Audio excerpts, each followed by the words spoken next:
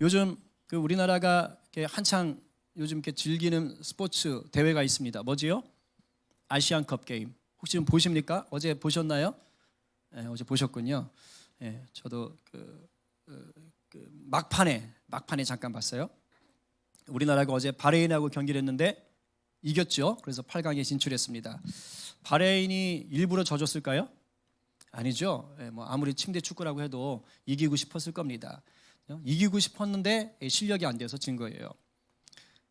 아마 아시안컵에 나오는 그 어떤 팀들도 지기 위해서 경기장에 들어오지는 않을 겁니다. 다 이기고 싶을 거예요. 아니 기를 쓰고 이기고 싶어 할 거예요. 그래서 지면 억울해서 막 울지 않습니까? 인간의 본능은 뭐냐? 이기고 싶은 거예요. 뭔가 경쟁을 하고 싸우면 거기에서 이기고 싶어 합니다. 이게 본능이에요. 물론 가끔 이런 경우는 있어요. 이렇게 형제끼리 싸울 때라든가 뭐 잘하는 친구끼리 싸우면 옆에서 야 그냥 져줘. 그게 이기는 거야. 뭐 이렇게 얘기하는 경우도 있어요. 자, 그게 이기는 거야. 결국 뭡니까? 이기는 거에 초점이 있어요. 이기는 거에 초점이 있어요. 실제로 이런 일들이 있죠. 예를 들어서 막 동생이 형이 가지고 있는 장난감을 빼앗으려고 막 생떼 쓰고 빼앗으면 부모님들이 보통 이렇게 해요. 야, 그 줘. 동생 줘. 그리고 한마디 덧붙여요. 뭐라고 하죠? 더 좋은 거 사줄게. 다른 거 사줄게. 이렇게 하고 그거 주고 나면은 부모님이 큰아이한테는 좀 더 좋은 선물을 사주시기도 합니다. 이게 뭡니까? 한 걸음 후퇴해서 두 걸음을 전진하는 아주 전략적인 것이죠. 자, 이기는 삶. 결국 우리가 원하는데 가끔은 이런 식의 이김도 있어요. 내가 져주는 것 같지만 실제적으로는 그게 이기는 인생. 이게 영적 전쟁에서 말이 일어납니다. 성도가 살아가는 이 영적 전쟁은 바로 우리가 지는 것 같지만 이기는 것 같은 이러한 일들이 많이 일어나요. 그래서 실제 이김을 얻는 것이죠. 사도 바울이 에베소서를 쓰는 지금 이 상황이 그런 거예요. 이 에베소서를 쓰는 사도 바울은 지금 어떤 상황이냐? 감옥에 갇혀 있는 상태입니다. 수감자 신사예요. 달리 말하면 누가 봐도 죄수 신분이고 불쌍한 처지지요. 그러나 사도 바울은 오히려 그런 상황을 기뻐하고 있어요. 억울해하지 않습니다. 내 인생 망쳤다라고 좌절하지도 않아요. 왠가요? 복음을 전할 수 있는 기회를 얻었기 때문입니다. 물론 바울은 갇혀있지 않아도 복음을 전하던 자였어요. 그러나 지금 자기가 갇혀있는 것은 의도한 대로 되는 거예요. 자기가 꿈꾸는 대로 된 거예요. 아니 그 이상의 지금 복이 있는 것입니다. 바울은 지금 갇히게 된 것도 복음을 전하다 갇힌 거예요. 유대인들이 고발을 해가지고 어쩔 수 없이 붙잡힌 겁니다. 근데 바울은 유대인이지만 로마 시민권이 있었습니다. 이 로마 시민권을 가진 사람은 붙잡혔을 때 재판을 황제에게 가서 받을 수 있어요. 그걸 요구할 수가 있습니다. 그래서 로마 식민지의 총독이 재판을 하려고 했지만 나 황제한테 가겠어. 그래서 지금 황제한테 재판을 받기 위해 로마에 와 있는 겁니다. 로마 감옥에 와 있는 거예요. 근데 이 시대의 이제 학자들 얘기로는 감옥이 우리가 생각하는 그런 감옥은 아니었고요. 가택연금 상태였다 그래요. 요 에베소서를 쓸 때쯤이면 그래서 이제 어느 집에 갇혀 있는 것이죠. 그래서 그 집 안에서는 못 나오지만 어쨌든 그 집에서는 어느 정도의 자유가 좀 허락되어 있었던 것 같아요. 쉽게 말하면 면회 오면 그 면회 온 사람들하고 자유롭게 얘기도 할 수 있고 뭐 그랬던 것 같습니다. 병사들이 앞에서 당연히 지키고 있죠. 근데 그 덕분에 어떻게 된 겁니까? 유대인들이 사도 바울을 함부로 하지 못하는 거예요. 오히려 로마 병사들이 지켜주고 있는 형국이 된 것이죠. 사도행전 28장 30, 31절에 이 상황을 잘 그려주고 있습니다. 한번 같이 읽어볼까요? 시작. 바울이 온 이태를 자기 셋집에 머물면서 자기에게 오는 사람을 다 영접하고 하나님의 나라를 전파하며 주 예수 그리스도에 관한 모든 것을 담대하게 거침없이 가르치더라. 여기서 말하는 셋집 일명 감옥입니다. 감옥. 그러니까 우리나라 이제 예전에 조선시대 때는 유배 보내잖아요. 유배 보내면 이게 집안에 가둬놓는 거예요. 못 나오게. 그거하고 약간 비슷하다고 보시면 돼요. 자, 그러나 여하튼 간에 죄수 신분이지요. 갇혀 있는 거예요. 하지만 실제로 드러나는 현상은 뭡니까? 마음껏 복음을 안전하게 전하고 있는 상황입니다. 하나님이 사도 바울이 나가서 전하지 못하니까 사람을 거기다가 보내고 계신 거예요. 이것뿐이 아닙니다. 이제 재판을 받는 그날이 되면 그토록 꿈에 그리던 로마 황제 앞에 서는 거예요. 서서 뭐 하는 거예요? 예수 믿으시오. 이 말을 할 수 있게 되는 것이지요. 그날이 다가오는 겁니다. 점점점 다가오는 거예요. 그래서 에베소서 6장 20절 오늘 본문 뒤쪽에 보게 되면 바울이 자신을 일컬어서 내가 이 일을 위하여, 바로 복음 전하는 일이죠, 이 일을 위하여 내가 쇠사슬에 매인 사신이 되었다. 쇠사슬에 매였다는 것은 내가 감옥에 갇혀 있다는 뜻이에요. 감옥에 갇혀 있는 내가 특사가 되었다. 내가 사신이 되었다라는 거예요. 복음을 전하기 위하여, 로마 황제에게 복음을 전하기 위하여 내가 지금 갇혀 있다는 거예요. 자기는 오히려 행복하다는 것입니다. 우리가 볼 때 바울의 겉으로의 삶은 실패한 인생처럼 보여요. 그의 말년이 불우해 보여요. 그러나 그는 스스로가 행복한 삶을 살고 있습니다. 진짜로는 행복한 것입니다. 이게 바로 성도들의 삶입니다. 예수를 믿고 나서 누리는 진짜 복이 뭔 줄 아십니까? 세상 사람들이 다 원하는 것처럼 높은 자리 올라가고 돈 많이 벌고 자식 출세하는 그런 것들이 아니에요. 물론 이런 복을 누리지 말라는 게 아닙니다. 그런 복을 주실 수도 있어요. 근데 우리가 분명하게 알아야 돼요. 진짜 예수 믿는 복은요, 예수 믿는 그 자체가 복입니다. 이것이 여러분들에게 마치 로또 1등 당첨된 것 같은 기쁨으로 다가오셔야 돼요. 그냥 추상적인 것이 되어서는 안 되는 거예요. 그렇다, 내가 예수 믿는 게 복이지, 내가 이렇게 예배할 수 있는 게 복이지, 그게 나에게 큰 힘이지, 이것이 여러분 가운데 있어야 돼요. 그래서 우리가 이 예수님으로 인해서 어떤 일을 만나도 만족하고 감사할 수 있게 되는 것, 그게 진짜 복을 누리는 거예요. 어쩌면 내가 이 상황들 속에서, 삶의 많은 일들 속에서 이런 감사라든가 만족감이 도통 없다. 그러면 솔직하게 우리가 좀 점검해 볼 필요가 있는 것이에요. 정말 내가 예수를 믿고 있는지, 예수님이 내 인생의 구주가 되시고 있는지를 다시 점검해야 될 필요가 있는 것입니다. 정말 어떤 상황에서도 내가 예수의 사람으로 살고 예수를 증거할 수 있는 자가 되는 것, 그게 바로 성도가 누리게 되는 진짜 복입니다. 여러분 한번 생각해 보십시오. 아마 이 가운데는 뭐 한때 돈을 좀 만져보신 분들이 있었고, 뭐 지위에 올라가신 분들이 있었을 수도 있어요. 사람들이 높은 지위에 오르려고 그렇게 힘을 쓰고 돈을 좀 많이 벌어보려고 하고 또 자기 자식이 출세하길 바라는 이유들이 뭘까요? 결국은요, 행복해지고 싶다는 거예요. 행복해지고 싶다. 내가 좀 기분 좋아지고 싶다. 떵떵거려 보고 싶다. 근데 현실은 어떤가요? 높은 자리에 오르고 돈 많이 벌고 자식 출세하면 좀 편리하게 살 수는 있습니다. 그건 분명한 것 같아요. 편리하게 살 수 있는 건 분명한 것 같기는 해요. 근데 정말 행복합니까? 뭐 저는 안 살아봐서 잘 모르겠는데, 많은 언론을 보거나 되어지는 주변의 상황들을 보면 그런 것 같지도 않아요. 그런 것 같지도 않아요. 단순히 높은 자리에 올라갔다고, 돈이 많다고, 자식이 출세했다고 해서 그 사람의 마음에 평강이 있고 기쁨이 넘치느냐? 오히려 그 반대인 경우가 훨씬 많은 것 같아요. 우리는 분명하게 알아야 돼요. 사실 진짜 행복은 그런 곳에 있지 않아요. 이거는 우리가 그냥 믿음으로 억지로 고백하는 것이 아니라 진짜 행복은 예수님에게 있음을 우리가 확증해야 됩니다. 확신해야 됩니다. 제가 TV는 거의 안 보는 편인데 어쩌다 가끔 봐요. 어쩌다 가끔. 거짓말 아닌데. 근데 요즘은 제가 좀 챙겨보는 드라마가 하나 있어요. 요즘 가끔 말하잖아요. 스카이 캐슬. 보는 분들 있나 모르겠어요. 그 이야기가 지금 한간의 화제입니다. 이유는 단 하나예요. 국민들의 공감을 사기 때문이에요. 우리나라에서 최고로 잘 살고 싶어하는, 최고로 잘 나가고 싶어하는 그런 사람들이 모여 사는 동네에서 일어나는 일이에요.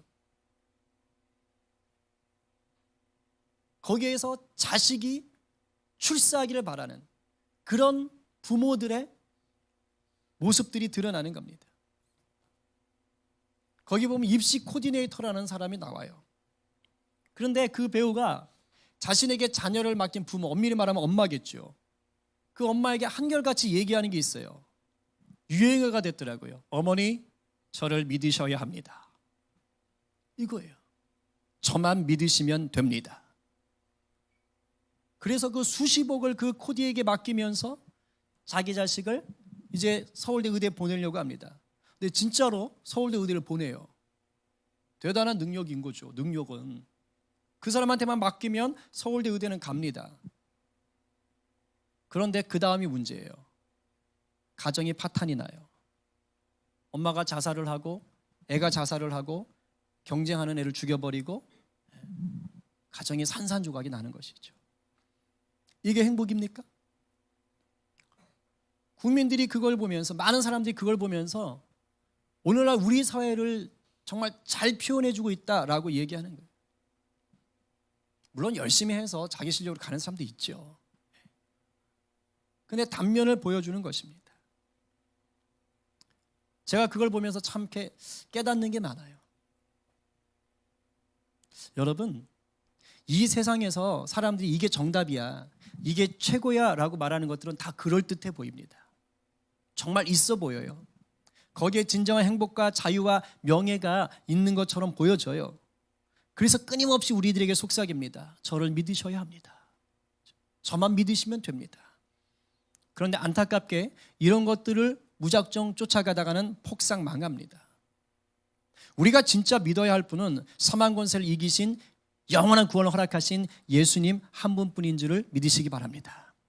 즉 성부, 성자, 성령 삼위일체 하나님이시죠. 근데 문제는 뭘까요? 머리로는 알아요. 머리로는 아는데 실제로 주님 한 분만으로 행복을 누리기가 쉽지 않다는 거예요. 이게 잘 안 돼요. 안 돼요. 왜일까요? 오늘 본문에 비춰보면 수많은 사람들이 예수 믿는다고 하면서도 눈앞에 보이는 세상만 보며 살기 때문이에요. 나의 오감으로 부딪히는 세상으로만 내가 살려고 하기 때문입니다. 눈에 보이는 이 세상 것들 속에서만 내가 이겨보려고 아등바등거리며 살기 때문입니다. 그러나 진짜 승리는 눈에 보이는 세계 너머에 있는 영적 세계에 있어요. 그 영적 세계에서 승리할 때 우리가 이 땅에서도 참된 승리와 참된 행복을 누릴 수가 있는 겁니다. 낚시 해보셨어요? 안 해보셨어도 괜찮아요. 낚싯대 끝에 뭐 달려있어요? 바늘 달려있죠. 그 빈 바늘로 그냥 집어넣습니까? 아니죠. 미끼 걸지요. 저도 초등학교 때 그 대나무 낚시 사가지고 해본 적이 있어요. 그러면 저는 이제 지렁이를 사가지고 했는데 그 지렁이 해가지고 이렇게 물속에 집어넣습니다. 자, 물고기에게 낚시꾼이 보입니까? 아니요, 안 보여요. 물고기는 낚시꾼을 보지 못합니다. 물고기는 지 앞에 있는 뭘 보는 거예요? 꼬물꼬물거리는 지렁이만 보는 거예요. 그리고 그 지렁이를 덥석 물어요. 그 순간 좋아하죠. 아싸! 득템했다. 내가 승리했다. 내가 먹이를 잡았다. 내 옆에 있는 전원보다 내가 먼저 잡았다. 근데 곧이어 어떻게 되지요? 끌려 올라가는 거예요. 옆에서 먹이를 놓친 애가 오히려 행운하죠. 마귀가 하는 짓이 이와 똑같습니다. 보여지는 것들을 통해서 미끼를 딱 걸고 있는 것과 똑같아요. 낚싯대를 딱 들고 있는 겁니다. 우리가 그것을 물기만을 기다리는 것 같아요. 잊지 마셔야 돼요. 우리가 살고 있는 이 세상은 여전히 마귀의 영향력이 아직 남아있어요. 십자가로 인해서 마귀는 패했지만 그럼에도 불구하고 숨통이 완전히 끊어진 게 아니란 뜻입니다. 우리 주님이 다시 오시는 그날이 될 때 그때서야 마귀의 숨통이 완전히 끊어져요. 그때까지 마귀가 발악을 하는 거예요. 어떻게 하든지 자기 쫄개들을 풀어가지고 사람들을, 특히 성도들을 하나님에서 떨어지게 만들고 전도의 길을 막아서 이 마귀 소나기 위에 있는 자들이 주님 품으로 못 가게 막는 겁니다. 마귀가 그렇게 호락호락한 존재가 아닌 거예요. 그것을 우리 눈에 보이는 것들 가지고 조종하는 것이죠. 그럼 마귀가 어떻게 우리를 무너뜨리게 하느냐? 제가 한번 말씀드렸는데 두 가지예요. 첫 번째는 유혹하는 겁니다. 유혹. 죄 지을 거리를 만드는 거예요. 돈이나 출세, 게임이나 마약 같은 어떤 쾌락들, 아니면 성적인 음란함들 가지고요 유혹하는 겁니다. 이게 기가 막힌 이게 미끼예요. 마귀가 너무 잘 알아요. 이게요 핍박보다 더 좋은 무기가 됩니다. 핍박을 하잖아요. 그럼 오히려 막 부릴 때 일어나거든요. 신앙에 박해가 가해지잖아요. 너 교회 가지 마! 이러면요 더 가요. 막 눈물 흘리면서 붙잡고. 근데 한번 이 게임에 빠졌다, 뭐 마약에 빠졌다, 도박에 빠졌다, 돈독이 올랐다, 막 출세 성공욕에 빠졌다, 그러면요 알아서 안 가요. 알아서 예배 빠져먹고요. 아니죠. 예배 와서도 게임기 들고 있죠. 그런 데잖아요. 당구 한창 빠지면 사각형만 보면 다 당구 다이가 된다면서요? 그죠? 그렇게 만드는 거예요. 마귀는 너무 잘 알아요. 우리가 유혹에 한번 빠지는 그 순간 쉽게 헤어나올 수 없다는 것을 기가 막히게 아는 거예요. 자기는 전면에 드러나지 않아요. 그러나 게임으로, 출세라는 것으로, 로또로 그걸 가지고 조정하는 거예요. 다른 하나는 뭐냐? 고난입니다. 인생에 닥쳐오는 어려움이에요. 물질의 고난, 인간관계의 고난, 뭐 질병으로 인한 고난들이 있지 않습니까? 이걸 겪어서 어떻게 만드는 거예요? 하나님 나 버렸네. 나를 사랑한다면 하나님 왜 이래? 이런 식으로 의심하게 만드는 겁니다. 원망하게 만드는 거예요. 근데 분명히 아셔야 돼요. 사도 바울이 우리에게 알려주는 진리가 뭐냐? 이 눈앞에 닥쳐오는 유혹이나 고난 그 자체는 실체가 아니라는 거예요. 물론 어렵죠. 힘들죠. 근데 그게 진짜가 아니라는 거예요. 그 뒤에서 마귀가 장난질을 하고 있다는 겁니다. 이걸 아셔야 넘어가지 않아요. 여러분 꼭두각시 인형 보셨지요? 저렇게 생긴 거 보셨죠? 끈 매달아가지고 장난치는 거 있잖아요. 사람들 눈에는 뭐만 보입니까? 인형만 보여요. 조정하는 사람은 뒤에 보통 막 위에 올라가 있거나 뒤에 숨어 있죠. 앞엔 인형만 있는 거예요. 그러면 관객들 눈에는 인형이 움직이는 건 보이죠. 인형들이 치고받고 싸우면 인형들이 치고받고 싸우고 싶어서 싸우는 거예요? 아닙니다. 그 뒤에서 조종하고 있는 사람이 싸우게 하는 거예요. 그 인형이 싸우지 않게 하려면 그 조종하는 사람을 바꾸면 돼요. 그 사람의 마음을 바꾸든지. 이게 영적 세계입니다. 이게 영적 세계예요. 사도 바울은 이 영적 원리를 너무 잘 알았던 사람이에요. 그래서 눈에 보이는 것 너머에 있는 하나님의 손을 붙잡았어요. 하나님의 역사를 사도 바울은 딱 붙잡았어요. 그리고 눈에 보이는 것 너머에서 일하는 그 마귀를 대적했던 것입니다. 오늘을 사는 성도인 우리도 똑같습니다. 다른 거 없어요. 눈에 보이는 것에 흥분해서 반응하시면 안 됩니다.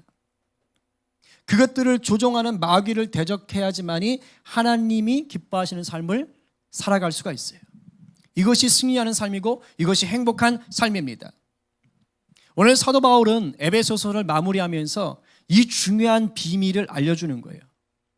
온 땅의 승리자가 되신 예수 그리스도, 그분을 너희가 믿고 섬기고 영원한 구원을 누리는 것이 뭐냐?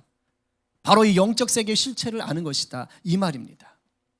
그리고 승리하기 위해서는 성도가 이제 어떻게 그 영적인 실체를 이길 수 있겠느냐? 바로 하나님의 전신 갑주를 입으라, 이 말이에요. 하나님의 전신 갑주를 입으라. 오늘 이게 가장 중요한 것입니다. 오늘 11절과 12절 다시 한번 읽어보겠습니다. 큰 소리로 시작. 능히 대적하기 위하여 하나님의 전신 갑주를 입으라. 우리의 씨름은 혈과 육을 상대하는 것이 아니요 통치자들과 권세들과 이 어둠의 세상 주관자들과 하늘에 있는 악의 영들을 상대함이라. 아멘. 뭐라 그럽니까? 11절에서 마귀의 관계가 있죠. 이게 바로 우리를 무너뜨리는 온갖 속임수를 얘기하는 거예요. 우리 앞에 닥치고 있는 유혹과 고난들 말입니다. 이걸 가지고 지금 속이는 거예요. 속이는 거. 그래서 마귀가 어떻게 속여요? 그 뒤에서 통치자들과 권세들, 어둠의 세상 주관자들, 하늘에 있는 악한 영들을 부리는 겁니다. 마귀는 대장이에요. 마귀의 존재는 하나입니다. 하나. 그리고 마귀 밑에 뭐가 있는 거예요? 통치자들, 권세들, 어둠의 세상 주관자들, 하늘에 있는 악한 영들이 있는 거예요. 무슨 뭐 계급으로 나누기도 하는데 뭐 그런 것까지는 가볼 필요 없고, 우리가 볼 건 뭐냐면 마귀가 자기 쫄개들을 시켜가지고 우리 앞에 유혹과 고난이 닥치게 만든다는 것입니다. 우리가 흔히 귀신이라고 하는 것들이 바로 이 마귀의 쫄개죠. 그런 것들이 어떻게 드러나요? 우리가 눈에 보이는 세상의 현상들로 드러나는 거예요. 그게 지금 사도 바울이 얘기하는 혈과 육입니다. 12절에 혈과 육. 이 혈과 육은 내 눈에 보이는 사람들의 이겁니다. 여러분들이 집에서 자녀들하고 막 싸워야 되고 막 부부싸움 해야 되고 직장에서 막 싸워야 되고 일터에서 막 욱하는 일 벌어지고 하는 것들, 갑자기 일이 터지고 하는 모든 것들 있죠. 다 저거예요. 혈과 육으로 드러나는 현상들이 그 뒤에서 이 마귀의 쫄개들이 부리고 조정하고 있다는 것입니다. 그런데 사도 바울이 뭐라 그래요? 혈과 육을 상대하는 것이 아니요 이렇게 되잖아요. 무슨 말일까요? 눈에 보이는 것과 직접적으로 싸우지 말라는 거예요. 영적인 분별력 가지라는 거예요. 더 쉽게 말하면요, 누가 나를 화나게 하고 힘들게 했어요? 흥분해서 맞짱 뜨지 말라는 뜻입니다. 그럼 지는 거예요. 그럼 지는 거예요. 마귀가 지금 그 심령을 흔들어 놓고 딱딱하게 만드는 거예요. 마귀를 대적해야 돼요. 결과 혈과 육을 상대해서 싸우지 말라는 건 내 감정대로 하지 말라는 거예요. 내 지식대로, 내 힘대로 싸우지 말라는 것입니다. 그렇게 문제를 해결하려고 하지 말라는 거예요. 어떻게? 하나님의 전신갑주를 입고 나가라는 거예요. 그냥 쉽게 말하면 하나님의 은혜로 싸우라는 것입니다. 그래야 눈에 보이지 않는 마귀의 속임수를 분별하고 능히 이길 수가 있는 거예요. 굉장히 중요한 영적 원리입니다. 13절 한번 읽어보겠습니다. 시작. 그러므로 하나님의 전신갑주를 취하라.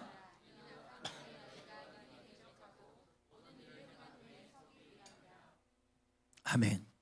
하나님의 전신갑주를 취해야 되는 이유가 나왔어요. 악한 나라예요. 뭐예요? 마귀가 그 쫄개를 통해서 우리를 무너뜨리려고 하는 날에 우리가 이 전신갑주를 취해야지만이 능히 싸워서 이길 수 있다는 거예요. 중요하겠죠? 그럼 이 전신갑주가 뭡니까? 오늘날로 말하면 그냥 군복입니다. 근데 군복인데 어떤 군복? 완전 무장한 군복이에요. 그러니까 군복 입고 총 들고 수류탄 차고 단창 차고 뭐 이런 거 있잖아요. 근데 사도 바울이 살던 시대의 전신갑주는 뭡니까? 로마 군인들의 복장이겠죠. 한번 그림 보여주시겠어요? 저런 식으로 생겼습니다. 뭐 다 이제 영화 봐서 아시겠죠? 저기 뭐 이렇게 투구도 썼고 검도 들고 있고 방패도 있고 요 가슴에 이게 금색깔 나오는 게 의의 흉배, 가슴막이에요, 가슴막이. 그렇죠? 그다음에 이렇게 가죽줄 내려가 있는 게 이게 이제 허리띠입니다. 그리고 신발이 길게 종아리를 다 감싸고 있습니다. 6가지에 대해서 지금 얘기하고 있는 거예요. 사도 바울이 그때 당시 군인들이 입던 옷을 가지고 지금 영적인 원리를 얘기하는 겁니다. 진리의 허리띠. 그러니까 허리띠는 허리띠인데 어떤 허리띠? 진리. 그 다음에 의의 호신경, 가슴막이. 그 다음에 평화의 신, 여기는 평화의 복음으로 준비한 신이죠. 그 다음에 방패인데 어떤 방패? 믿음의 방패. 머리에 쓰는 투구인데 구원의 투구. 그 다음에 하나님의 말씀인데 성령의 검. 6가지를 얘기하는 것입니다. 이게 중요하기 때문에 하나하나씩 좀 살펴보려고 해요. 여러분 메모할 수 있으면 좀 메모했으면 좋겠어요. 자, 제일 먼저는 뭐냐? 진리의 허리띠입니다. 여러분 로마 군인들이 매는 허리띠는요, 지금 제가 매고 이런 허리띠가 아니에요. 여러분들이 매는 그런 허리띠 개념이 아닙니다. 훨씬 두껍고 밑에까지 치렁치렁 내려와요. 이 허리띠를 딱 하게 되면 몸에 균형이 잡힙니다. 민첩하게 움직이게 도와줘요.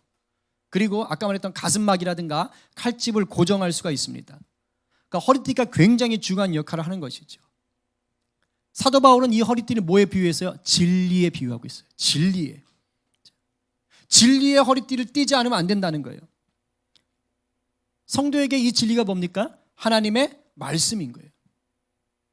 예수 그리스도가 곧 진리죠. 그리고 성도가 이 진리를 붙잡고 정직하고 진실하게 사는 것이 바로 진리의 허리띠를 두르는 것입니다. 예수 그리스도가 진리인 것을 의심하지 않고 예수 그리스도가 원하는 대로 살아가는 것이에요. 그래서 진리가 없는 성도는 어떻게 되느냐? 기준이 없는 거예요. 삶의 기준이 없어요. 내가 누굴 위해서 무엇을 위해서 싸워야 되는지도 모르는 인생입니다. 정체성이 없어지는 거예요. 오늘날은 절대 진리를 부정하는 시대에 살고 있어요. 그래서 뭐라 그래요? 포스트 모더니즘이라고. 상대주의라고 그러죠. 요즘은 더 나갔어요. 포스트 모더니즘이라고 그래요. 일체의 진리를 다 거부합니다. 뭐예요? 나도 옳고 너도 옳고. 그거예요. 나는 나대로 너는 너대로. 시대가 이런 시대입니다. 그래서 예수님만이 진리다라고 얘기하면요, 비웃어요. 요즘 시대가 무슨 시대인데 너가 그런 얘기를 해? 이런 얘기예요. 하나님만이 유일한 신입니다. 그런 콧방귀를 꿉니다.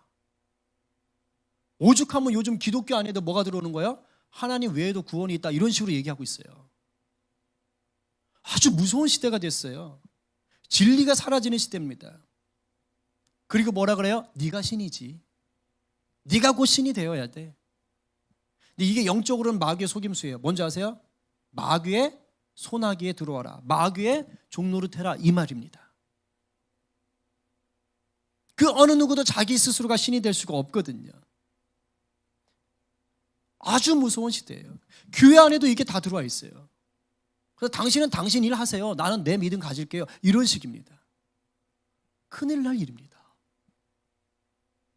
자기만의 예수를 믿고 있어요. 큰일 날 일입니다. 여러분, 우리는 아주 어두운 시대에 살고 있어요. 깨어 있어야 돼요.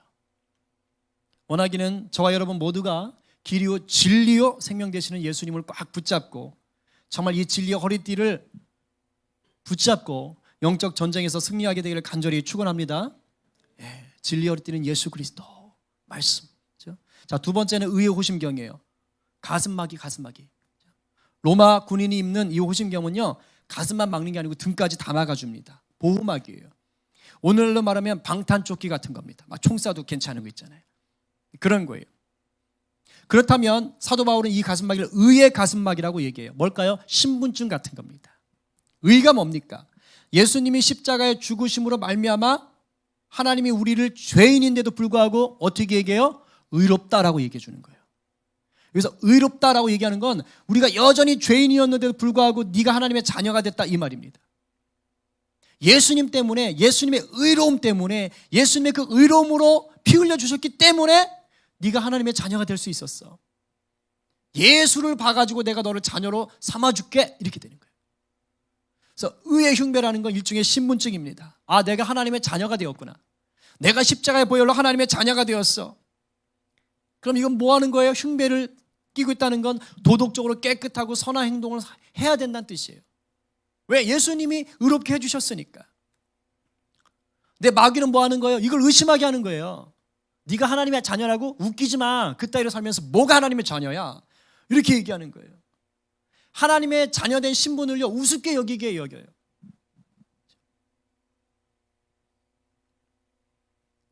내가 하나님의 자녀가 되기 뭐 대단한 건가?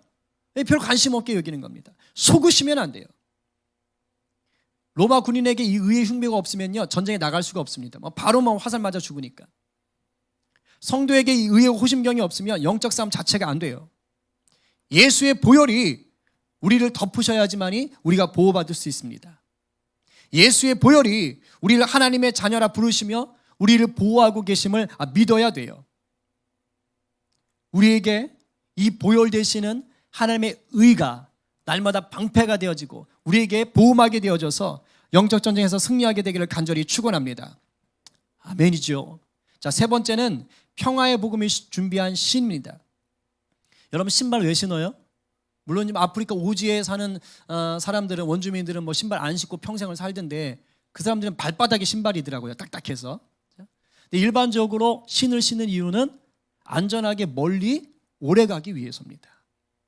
로마 군인들이 신는 신발은 샌들 같은 것이죠. 딱 조여가지고 기동성을 갖고 어디든지 달려가게 만들어요. 자, 그런데 이 신에 대해서 뭐라고 얘기하면 평화의 복음으로 준비했다고 얘기했어요. 평화의 복음. 여러분, 우리가 영적 전쟁을 해요. 영적 싸움을 합니다. 그럼 여기서 이긴다는 것은 결국엔 뭘 얘기할까요? 복음이 들어가게 한다는 뜻이에요. 내가 영적 싸움에 이긴다는 건 복음이 이긴다는 뜻이죠. 내가 이겼다는 건 내 안에 있는 복음이 이기는 것이에요. 자, 그럼 복음은 뭡니까? 예수 그리스도를 내가 구원자로 모시고 하나님의 자녀가 됐다는 것이 복음이죠. 그러니까 내가 예수를 믿어라. 뭐예요? 하나님 자녀가 되십시오. 이 말 아닙니까? 그럼 내가 복음이 믿어졌다는 건 뭐예요? 하나님과 죄론에 깨어졌던 관계가 화목해졌다는 것이죠. 그래서 평화로운 관계를 맺었다는 뜻이에요. 그래서 복음이란 말 앞에 수식어가 평화가 들어있는 겁니다. 하나님과 화목하게 해주는 이 복음의 신을 신어야 된다. 이것을 신고 영적 싸움을 해야 된다. 달리 말하면 성도가 이 세상을 살아가는 삶의 목적이 뭐냐? 성도가 영적 싸움을 하는 삶의 궁극적인 목적이 뭐냐? 복음을 전하는 것이다, 이 말입니다. 영적 싸움의 현장은 하나님과의 관계가 틀어져 있는 곳이에요. 그럼 그곳을 어떻게 바꾸는 거예요? 하나님과 관계가 회복되는 곳으로 바꿔나가는 것입니다. 거기에 필요한 게 뭡니까? 복음의 신인 거예요. 복음의 능력인 거예요. 사도 바울이 지금 왜 이렇게 심한 박해와 고난을 당하면서도 기뻐할 수 있는 것이죠? 왜 지금은 감옥에 갇혀있는 신세인데도 불구하고 절망하지 않고 계속해서 꿈을 꿉니까? 복음 때문이죠. 하나님과 먼저 화목하게 해준 그 복음이 자기 안에 있기 때문에, 그것을 전해야 되는 사명이 있기 때문에 이렇게 기뻐하는 것입니다. 그래서 영적 싸움의 초점은 바로 이 복음이에요. 나의 위대함을 자랑하거나 나의 명석함을 자랑하는 것이 아닙니다. 평화의 복음을 신발로 신은 사람만이, 그래서 인생의 참된 목적이 무엇인지, 살아가야 되는 이유가 무엇인지를 분명히 아는 사람이에요. 여러분은 지금 이 복음의 신을 신고 계십니까? 아니면 신발장에 처박아 놓고 계십니까?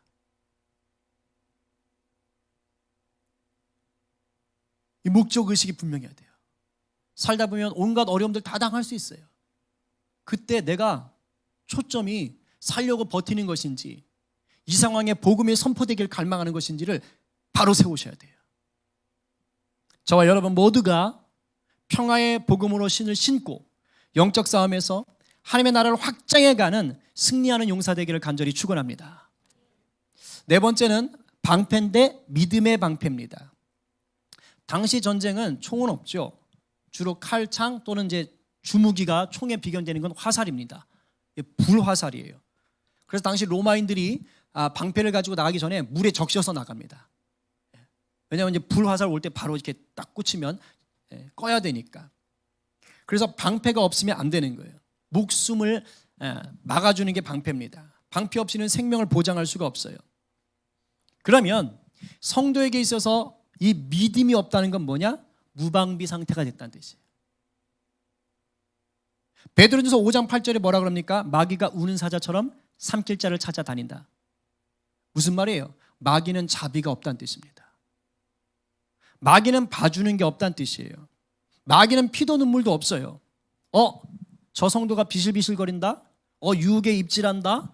고난 가운데 하나 의심하고 있다? 그냥 갑니다. 그냥 가서 치는 거예요. 마구 불화살 쏴대는 겁니다. 여러분 생각해 보십시오. 여러분 앞에 고난이 닥칠 때, 여러분을 유혹하는 유혹의 손길이 닥쳐올 때 봐줍니까? 너 너무 지친 것 같아. 좀 쉬었다가 다시 내가 널 괴롭혀 줄게. 이런 식으로 오나요? 아니요. 인정사정 안 보고 훅 치면서 넘어옵니다. 마귀는 안 봐줘요. 우스갯소리 그런 말 있잖아요. 쌀 떨어지면 연탄도 떨어지고 보일러도 얼어버린다고. 고난이 그냥 겹쳐서 오는 것이죠. 이 마귀가 이런 짓을 해요.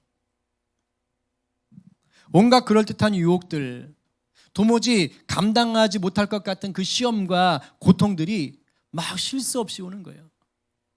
이거 하나 끝나면 좀 쉬고 싶은데 또 다른 어려움이 닥쳐오고. 그리고 그런 유혹들이 올 때 어떻게 만드는 거예요? 우리한테 계속 감정적으로 나가게 만들어요. 흥분하고 좌절하고 탈선하고 타락하도록 부추기는 거예요. 이걸 막아주는 게 뭐라고요? 믿음. 이게 믿음이에요. 그래서 믿음은 뭐냐? 하나님만이 선하시다. 그리고 나를 향해 하나님이 가장 아름다운 계획을 갖고 계신다. 요거를 놓지 않는 거예요.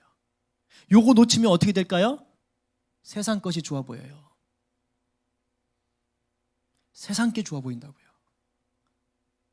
하나님만이 가장 선하시고 하나님이 가장 아름다운 계획을 나에게 갖고 있다는 이 믿음을 놓치는 그 순간 흔들리는 거예요. 그렇기 때문에 믿음은 뭐냐? 세상을 내 관점이 아니라 하나님의 관점으로 보는 힘입니다. 성경적으로 보는 거예요. 그래서 한때 1990년대 제가 대학 다닐 때는 기독교적 세계관이라는 말이 굉장히 유명했어요. 한창 막 그게 붐을 일으켰었어요. 성경적 가치로 세상을 보는 거예요. 성경적 가치로. 히브리서에 뭐라고 말합니까? 믿음은 바라는 것들의 실상이요 보이지 않는 것들의 증거니라. 보이지 않는 것들에 바라는 것도 안 보이잖아요. 근데 그것을 뭐로? 믿음으로. 믿음을 갖고 있을 때 눈에 보이는 것 너머에 있는 그 하나님의 일하심을 우리가 볼 수 있는 것입니다. 저와 여러분 안에 날마다 믿음의 주여 또 온전케 하시는 이 예수님만 바라보면서 마귀의 온갖 불화살을 막아내는 은혜가 넘치길 간절히 축원합니다. 이제 5번째예요. 오늘 좀 짧게 가는 겁니다. 구원의 투구. 자, 투구는 투구인데 구원의 투구예요. 마귀가 우리를 왜 공격할까요? 이유는 단 하나예요. 구원받았기 때문이에요. 우리가 십자가의 은혜로 구원받은 사람이니까 자기 종노릇을 못하는 거예요. 그러니까 공격하는 거예요. 기분 나빠서. 근데 그거 아세요? 마귀가 아무리 우리를 공격한다고 한들 우리를 이길 수 없는 이유가 있어요. 그것도 구원 때문이에요. 우리가 구원받았기 때문에 마귀가 공격을 하는 것이지만 마귀가 아무리 공격해도 이길 수 없는 이유는 뭐냐? 우리가 구원받았다는 그 사실이에요. 아멘이세요? 아멘이에요. 왜요? 우리 뒤에 예수님이 딱 버티고 계신 거예요. 막 그림으로 그려지세요? 마귀가 아무리 공격해봤자 예수님이 뒤에서 딱 이러고 계신 거예요. 중요한 순간에 딱 카바 쳐주시는 거죠. 이게 구원의 투구입니다. 사도 바울은 이걸 확신했던 사람이에요. 8장 한번 보세요. 로마서 8장. 하나님의 그 구원의 은혜를 주구장창 얘기하잖아요. 그 중에 하이라이트가 바로 8장 마지막 아닙니까? 우리 38절 39절 다시 한번 구원의 기쁨을 가지고 시작. 내가 확신하노니 사망이나 생명이나 천사들이나 권세자들이나 현재일이나 장래일이나 능력이나 높음이나 깊음이나 다른 어떤 피조물이라도 우리를 우리 주 그리스도 예수 안에 있는 하나님의 사랑에서 끊을 수 없으리라. 아멘. 아멘. 그 어떤 것도 끊을 수 없다는 이 하나님의 사랑이 뭔가요? 구원의 은혜예요. 그렇기 때문에 성도에게 구원의 확신이 없다? 이건요, 성도의 존재 자체가 흔들리는 것입니다. 삶 자체가 흔드는 거예요. 여러분, 교회가 조금만 불편해도 여러분 삶이 힘들지 않으세요? 그렇잖아요. 교회가 평안하지 않고요, 교회가 어지럽잖아요. 그러면 성도의 삶이 어지러워요. 하물며 구원의 확신이겠어요? 교회와 구원의 확신은 직접적으로 연결되거든요. 구원의 확신이 없는 사람은요, 자기 의로 신앙생활을 합니다. 자기 의로 신앙생활을 해요. 우리가 유혹에 무너지거나 고난이 닥치면 뭐가 흔들려요? 이 구원의 확신이 자꾸 흔들리게 돼요. 아니, 마귀가 이걸 흔들려고 하는 것이죠. 그래서 어떻게 만들어요? 내가 구원받은 거 맞아? 제가 청년들을 데리고 제자 훈련할 때마다 겪는 게 바로 이 부분이었어요. 죄다 구원의 확신이 흔들리는 거예요. 구원의 확신이 없어요. 막 어찌할 줄 모릅니다. 이게 뭔지 아세요? 마귀가 끊임없이 속임수를 넣는 거예요. 그래서 사도 바울이 지금 이 구원의 확신, 구원의 문제를 뭐라고 할까요? 투구라고 비유한 겁니다. 투구가 무엇을 보호합니까? 머리를 보호한다는 게 뭘까요? 생각을 조심하라는 뜻이에요. 생각을 조심하라. 생각을 지키라는 뜻이에요. 구원의 확신이 흔들린다는 건 뭐예요? 생각이 흔들린다는 것이에요.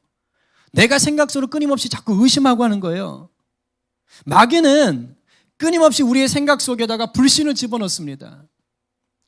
구원의 확신을 흔들어 놓는 거예요. 이렇게 구원의 확신이 흔들리면 나중에 어떻게 되는지 아세요? 성도가 알아서 지 혼자 무장 해제하고요, 마귀한테 밥이 되려고 합니다. 나 잡아 드세요. 이렇게 되는 거예요. 명심하세요. 구원의 확신이 흔들린 사람은 내 힘으로 구원을 살아내려고 하는 자들입니다. 말씀을 잘 모르는 자들이죠. 다시 한번 받아들이세요. 구원은 오직 은혜로 받습니다. 오직 은혜로 구원받았다는 걸 아는 성도만이 어떻게 할 수 있을까요? 하나님이 기뻐하는 삶을 위해서 죄를 멀리하려고 했어요.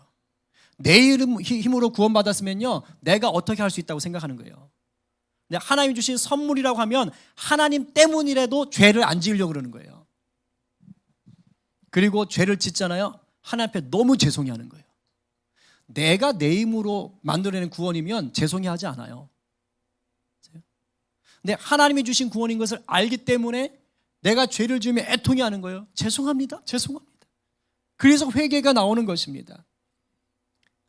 그런데 이 구원이 흔들려서 자기 스스로 구원을 만들어 가려고 하는 사람의 특징이 뭔지 아십니까? 회개하지 못합니다. 문제가 생길 때 어떻게 할까요? 죄를 지었을 때 어떻게 할까요? 수습합니다. 수습.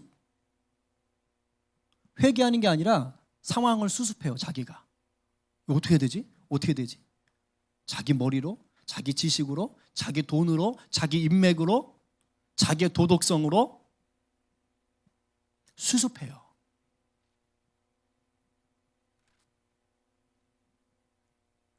자기 의가 살아있는 것이고, 이런 사람은 결코 구원의 확신 가운데 나갈 수가 없어요. 왜냐하면 마귀가 계속 흔들어 놓습니다. 여러분, 구원의 확신은 정말 중요합니다. 혹시 이것이 흔들리는 분이 있다면 다른 거 없어요. 다시 십자가의 은혜 가운데 나가십시오. 내가 십자가의 은혜를 깊이 알기 원합니다라고 다시 붙잡으세요.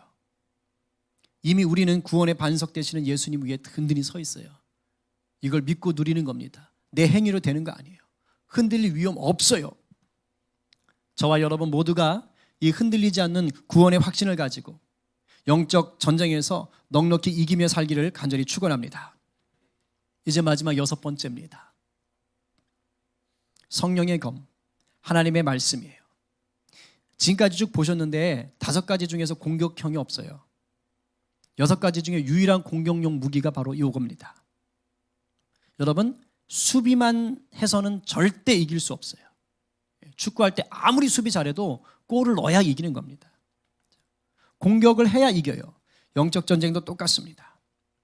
사망 권세를 이기신 예수님께서 우리에게 마귀와 싸워 이길 수 있는 검을 주셨어요. 그게 바로 뭐라고요? 하나님의 말씀입니다. 이 세상에서는 말로 싸워 이기는 거지만요, 영적 전쟁은 말씀으로 싸워서 이기는 거예요. 예수님도 광야에서 마귀한테 시험 당할 때 뭘로 이기셨어요? 말씀으로 이기셨어요. 그렇기 때문에 우리가 말씀을 잘 알아야 돼요. 말씀 통독, 말씀 암송, 말씀 묵상, 이거 목사가 괜히 시키는 거 아닙니다. 여러분 머리에 지식 집어넣으려고 하는 훈련 아니에요. 영적 전쟁에서 이기기 위해 총알을 준비하는 것과 똑같습니다. 그런데 중요한 게 있어요. 이게 욕에 빠지면 지식으로 끝나요. 말씀이 성령의 검이 되게 하기 위해서는 성령님이 함께 하셔야 돼요.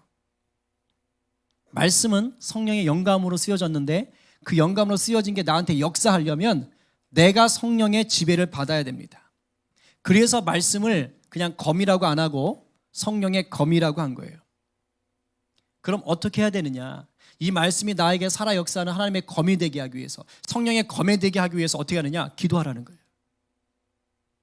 사도 바울이 전신갑주 얘기가 끝나자마자 바로 한 얘기가 뭔지 아세요? 기도예요. 기도. 기도는 우리가 흔히 생각할 때 전신갑주 중에 하나가 돼야 될 것 같아요. 근데 사도 바울이 그렇게 얘기를 안 했다니까요. 사도 바울은 오히려 전신갑주를 쭉 얘기하고 그 다음에 기도를 얘기하고 있어요. 왜일까요? 이 모든 것들을 다 감싸는 거예요. 특히 말씀. 우리 18절 말씀 같이 한번 읽어봅니다. 시작.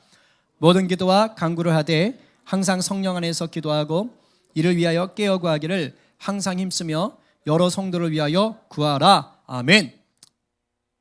항상 성령 안에서 기도하고, 그럴 때만 말씀이 성령의 검이 돼요. 그리고 전신갑주 모든 전체가 기도할 때 살아 역사하는 영적인 갑옷이 되는 거예요. 특히 사도 바울은 뭐라 그래요? 성도들 위해서 기도해라. 중보기도 하라는 말입니다. 좀 더 달리 말하면 뭘까요? 교회를 위해서 기도하라는 뜻이에요. 왜냐? 영적 싸움은 있잖아요. 성도 한 사람이 하는 게 아닙니다. 마귀는 성도 한 사람을 공격하는 것이 아니라 교회를 공격하는 거예요. 하나님이 세우신 교회를 공격하는 것입니다. 그래서 성도는 반드시 이 영적 싸움, 이 전신갑주를 입고 싸우는 데 있어서 중보기도 해야 되는 거예요. 이 땅의 교회를 위해서, 내가 섬기는 지역 교회를 위해서 기도해야 되는 것입니다. 그럴 때 우리가 가지고 있는 말씀이 성령의 검이 되고 우리가 입고 있는 전신갑주가 성령이 역사하는 능력의 전신갑주가 되는 줄 믿습니다. 이제 말씀을 정리하겠습니다. 눈에 보이는 게 전부가 아닙니다. 눈에 보이는 건 눈에 보이지 않는 세계로부터 영향을 받아요. 특히 우리를 유혹에 넘어가게 하고 고난 앞에 무너지게 하는 것은 마귀의 장난일 때가 많습니다. 특히 관계 안 좋을 때 있죠. 명심하세요. 싸움이 일어나려고 할 때 100% 마귀의 짓입니다.